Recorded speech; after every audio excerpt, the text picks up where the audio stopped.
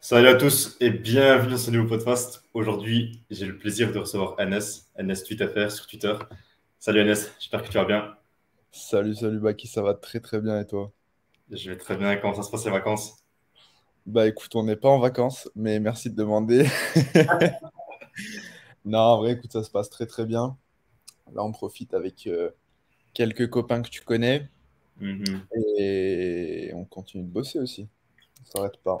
Ça bosse beaucoup ou bien ça profite plus? Ça bosse suffisamment, on va dire.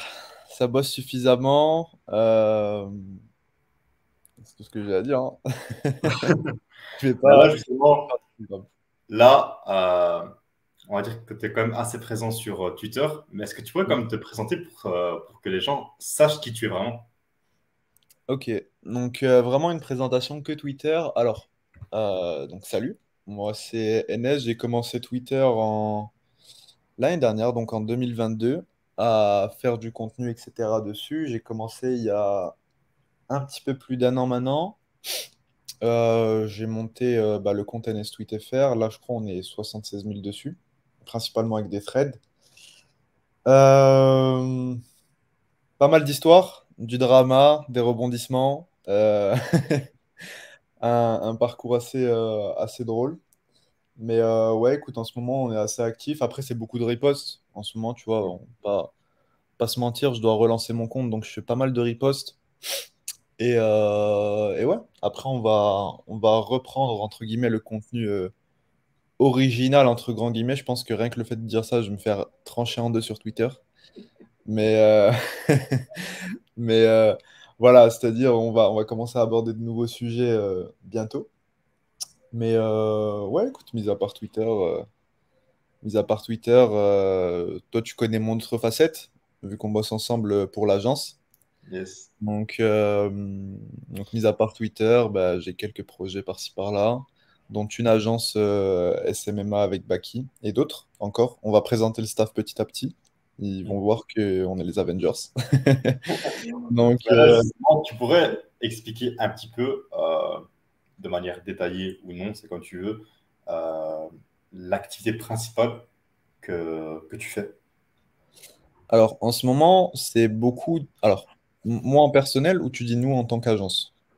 Euh, Toi en perso et ensuite en modèle agence. Ok. Moi, en perso, c'est beaucoup d'accompagnement sur la stratégie de croissance sur les réseaux sociaux.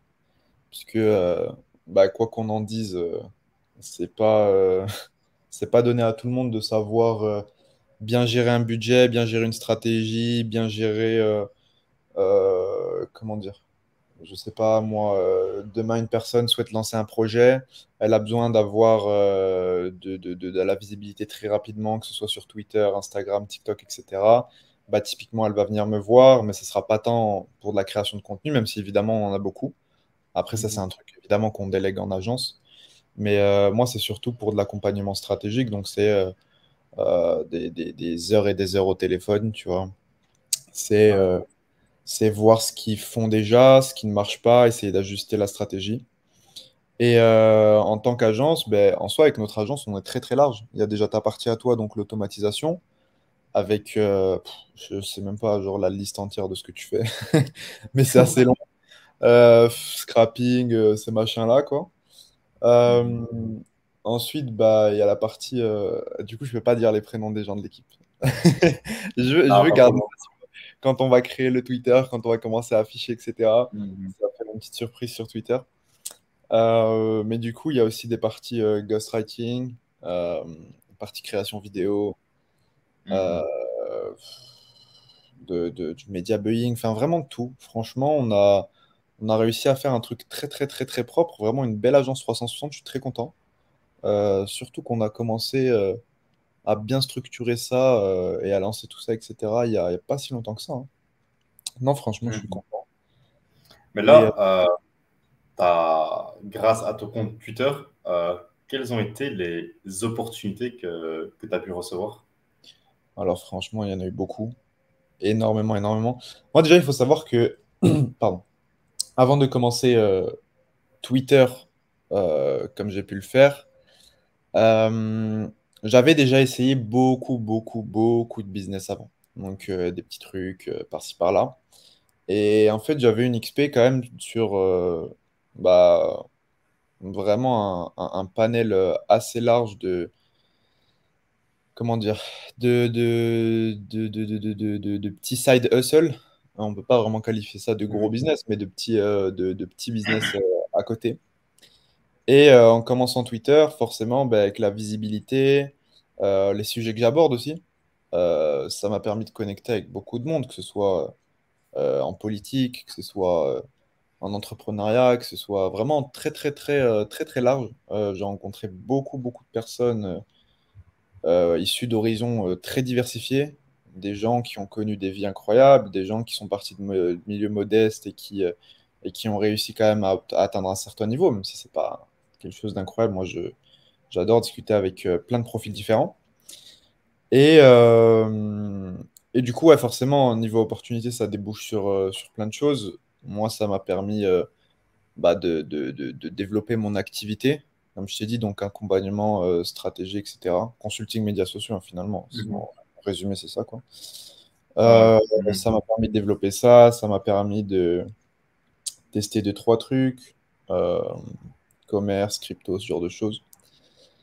Et ouais, non, soit le réseau, c'est vraiment, je pense, la ressource la plus importante. Et justement, les réseaux m'ont aidé à développer mon réseau, tu vois.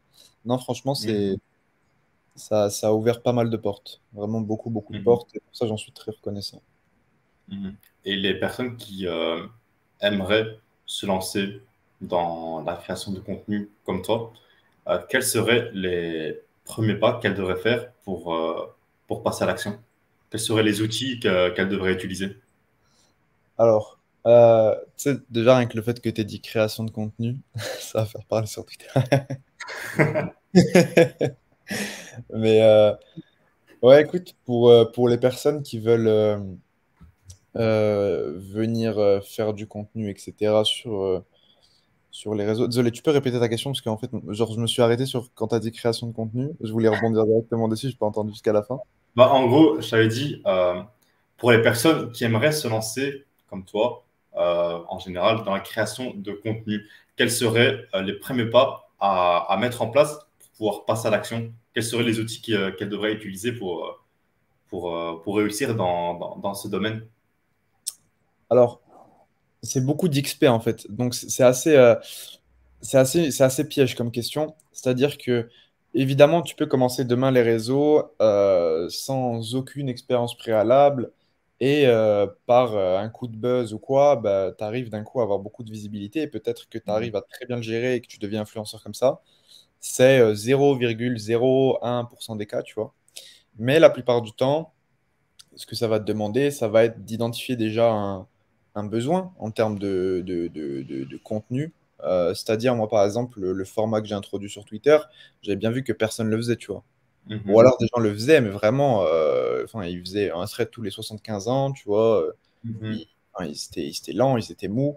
Donc, moi, quand forcément je suis venu avec, à base de un thread par jour, je bombardais les TL avec que du contenu comme ça, bah forcément, j'ai chopé un créneau et ça m'a permis d'avoir de la visibilité rapidement. Pareil pour YouTube, pour ceux qui me connaissent, c'est-à-dire, bon, on va dire mon cercle proche, c'est quoi? C'est 10 20 personnes, savent que j'ai été YouTubeur par le passé. Et bon, toi, tu as même pu voir du coup des vidéos, etc. Je t'avais montré quand on s'était vu. Quand on s'était vu. Mais Mhm. tu vois, même lorsque j'avais monté ma chaîne YouTube, du coup, même lorsque j'avais monté mes pages Instagram, tu le sais aussi, euh, tout ça, en fait, à chaque fois, c'était des créneaux non exploités sur lesquels je suis venu me placer et qui m'ont permis, du coup, d'avoir une croissance rapide.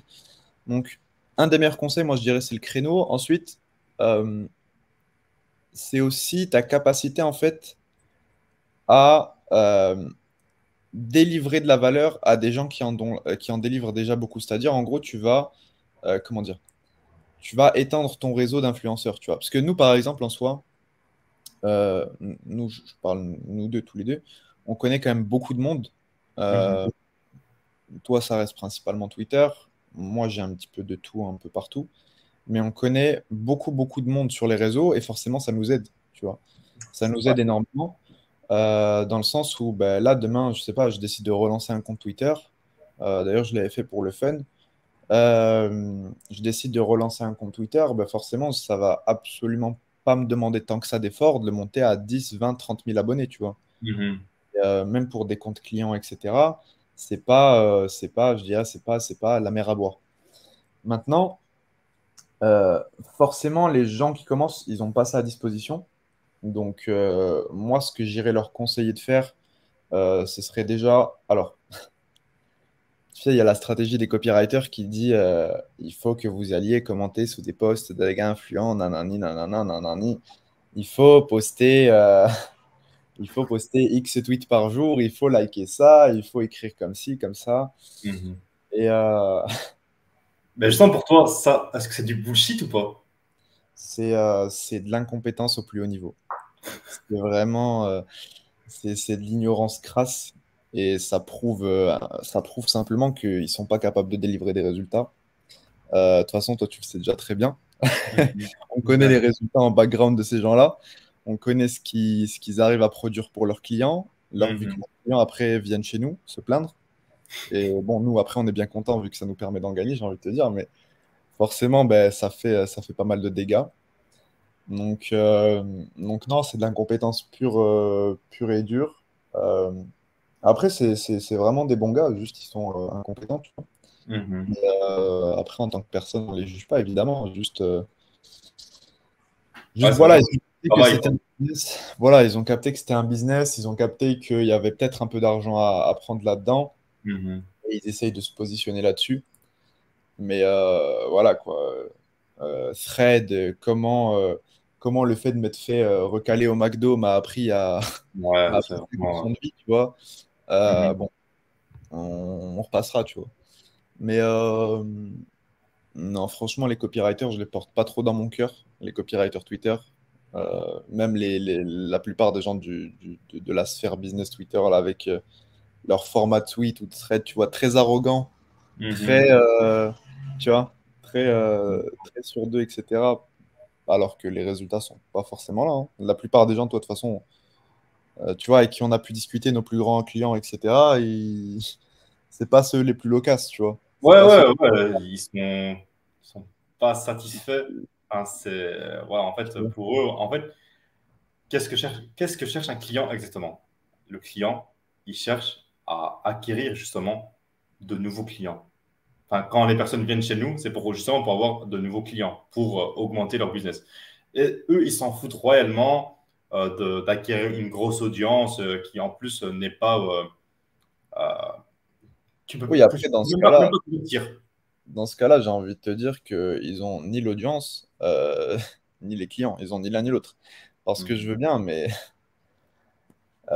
bon, pour moi, c'est très bien que l'un ne va pas sans l'autre. C'est-à-dire, plus tu as de la visibilité, mieux c'est. En fait, il n'y a pas Après, bien sûr, il y a une bonne et une mauvaise visibilité, mais il n'y a pas de.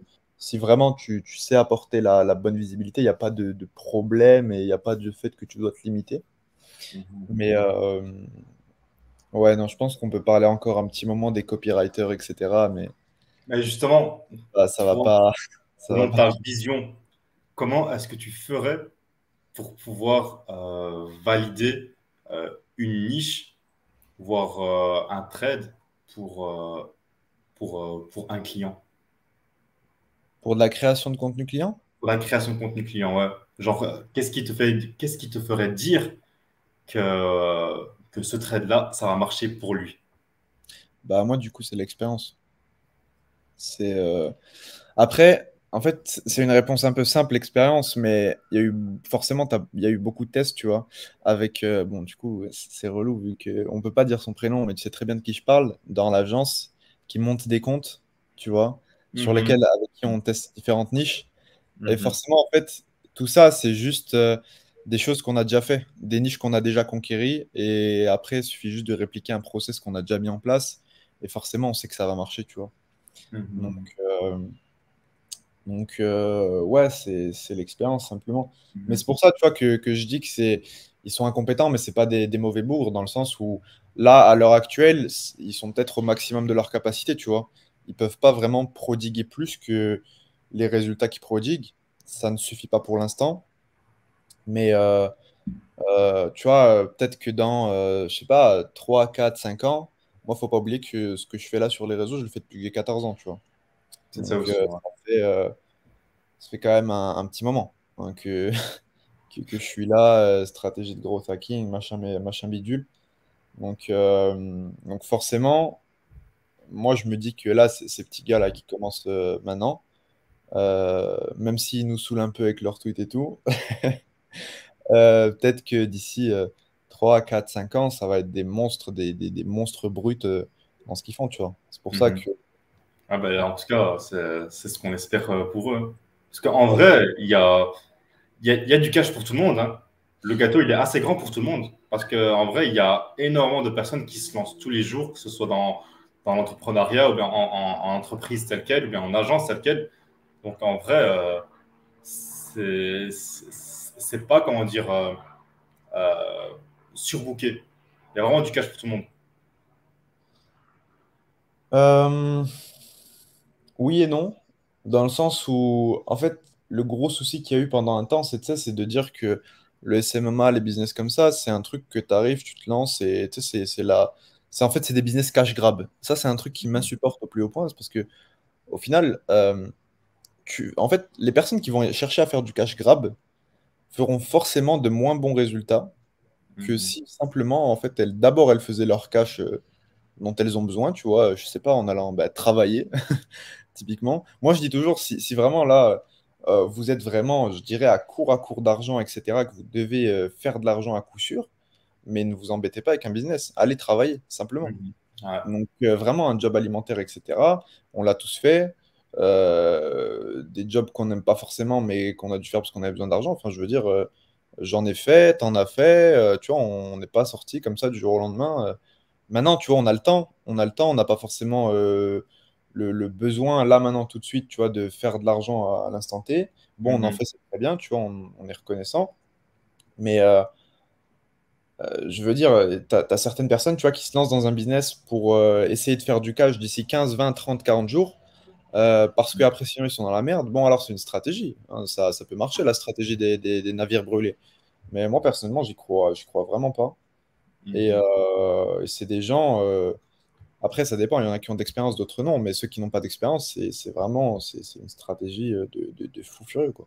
Ouais, mais ça fait que tu as déjà eu des business qui n'ont pas fonctionné et donc Ouais. que t'as échoué. Mais à ce moment-là, qu'est-ce que tu as fait? Comment est-ce que tu as fait pour pouvoir te relever par rapport à ça? La plupart, franchement, faut pas. Moi, je veux dire, allez, disons sur. Bon, plus maintenant, plus cette année-là ou quoi, parce que bon, toi, du coup, tu sais très bien tout ce que j'ai pu faire, mais Mhm. pas cette année-là, mais genre bien avant, tu vois, comme je disais, moi, j'ai testé plein de petits side hustle, plein de petits business à droite à gauche. Ça fonctionnait relativement, mais je veux dire, c'était pas de la folie. Euh, et t'en as certains, vraiment, c'était juste bah, des flops, quoi. Des très, très gros flops. Euh, Moi, ce que je me suis toujours dit par rapport au business, c'est que, euh, en fait, t'as pas besoin d'être fort dans les business, tu vois, qui te rapportent le plus d'argent. Tu as juste besoin de trouver le business dans lequel tu es fort et ça te rapportera beaucoup d'argent. En fait, faut pas, par exemple, tu ne vas pas te lancer demain dans l'e-com, tu vois, Mhm. parce que c'est le business avec le potentiel de croissance le plus important ou je ne sais quoi. Tu vas pas te lancer Mhm. dans l'affiliation parce que c'est le business. En fait, tu te lances simplement dans un business parce que c'est celui avec lequel tu as le plus d'affinité. Moi, par exemple, je suis quelqu'un, tu vois, qui adore discuter avec les gens, qui adore me renseigner, qui adore comprendre la psychologie humaine, comment, en fait, ce que les gens veulent, comment les gens fonctionnent. Et forcément, bah, demain, bah, bâtir une communauté, bâtir une tribu, discuter avec des clients, comprendre leurs besoins, etc., bah, c'est un truc qui me plaît, en fait. Lorsque je le Mhm. fais, je n'ai pas l'impression de travailler. Enfin, tu vois très bien, moi, tu peux m'appeler à 2 heures du matin, je vais décrocher, tu vois. Fort. Euh, Donc bon, ouais, c'est un peu infernal, mais je veux dire, moi, c'est pas. En fait, j'ai pas vraiment l'impression de travailler quand je fais ça. Donc, Mhm. moi, ce que je conseillerais aux gens, si vraiment demain vous vous lancez dans un business et qui marche pas, mais que en gros, c'est un des business qui vous le plaît le plus, bah, cherchez à progresser dedans. Comme je vous ai dit, moi, par exemple, le SMA, j'ai commencé à très petite échelle à 14 ans, avec des petits tests par-ci par-là. Certes, c'était sympa. Enfin, c'est pas les 14 ans des gens qui ont 14 ans maintenant, tu vois. C'est pas... J'étais pas sur Twitter avec 26 000 threads de comment aller close un client, etc. Je savais pas du tout, tu vois. Je me pointais, Mhm. je discutais, et de temps en temps ça passait, de temps en temps ça passait pas. Mais, euh, mais ouais, après, une fois que vous avez vraiment trouvé le business qui vous plaît, euh, franchement, lancez-vous à fond.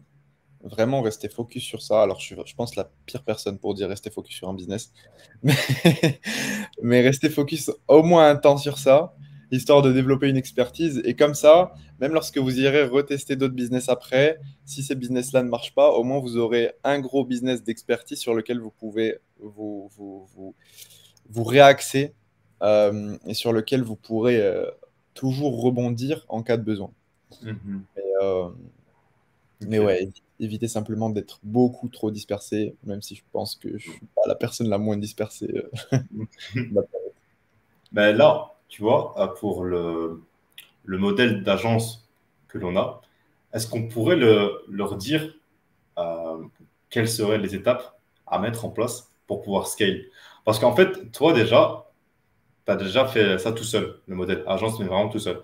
Comment est-ce que tu pourrais répliquer la chose sous forme d'équipe pour pouvoir scale à un autre niveau?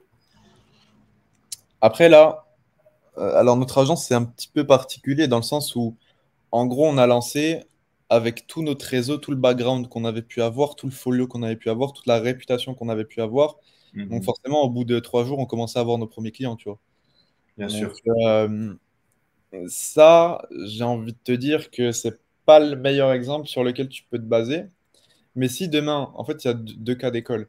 Si demain, par exemple, quelqu'un veut se lancer avec, je ne sais pas moi, ses potes et que ses potes ont des spécialités, je sais pas, moi, je dis par exemple typiquement des étudiants, tu vois, ils viennent sortir du lycée, t'en as un, il sait faire des sites, t'en as un autre, il sait faire des logos, t'en as un autre, je sais pas, tu vois, t'as capté.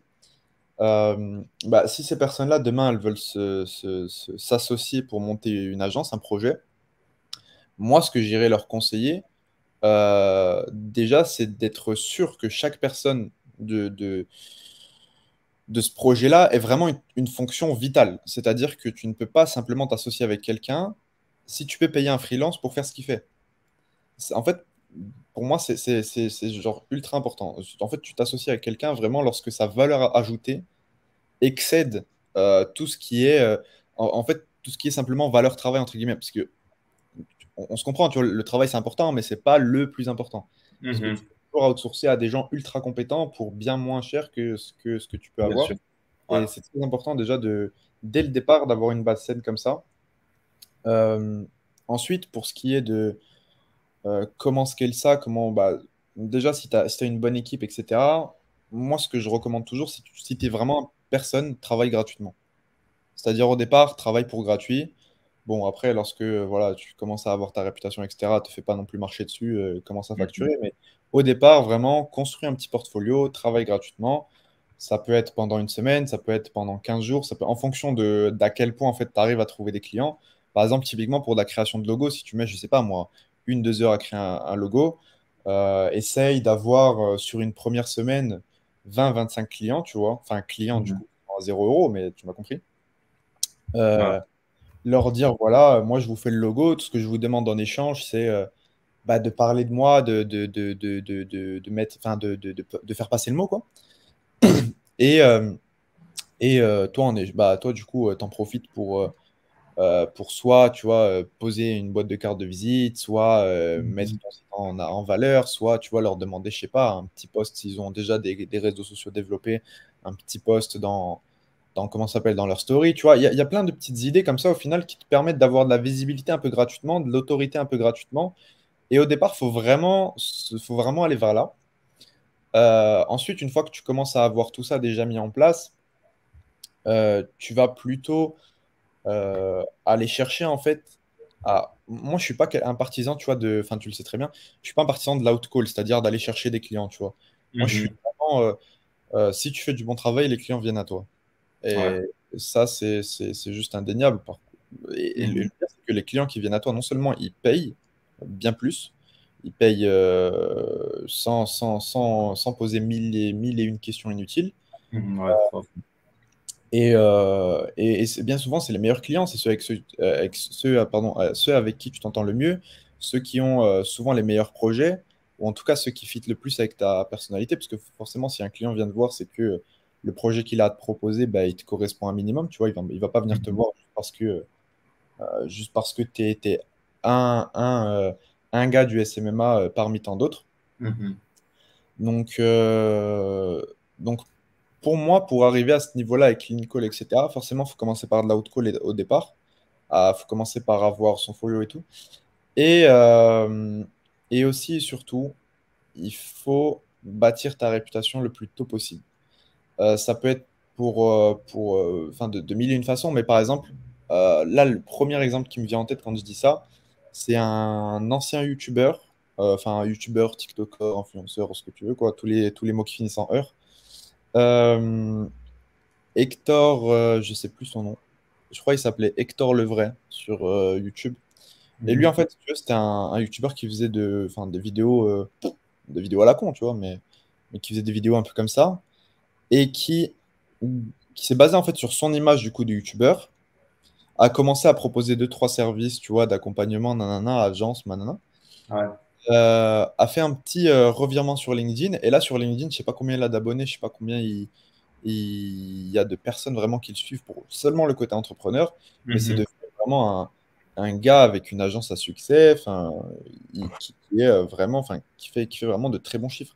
Et pour moi, c'est important en gros, de prouver que ce que tu prêches, au final, tu es capable de le faire, quoi.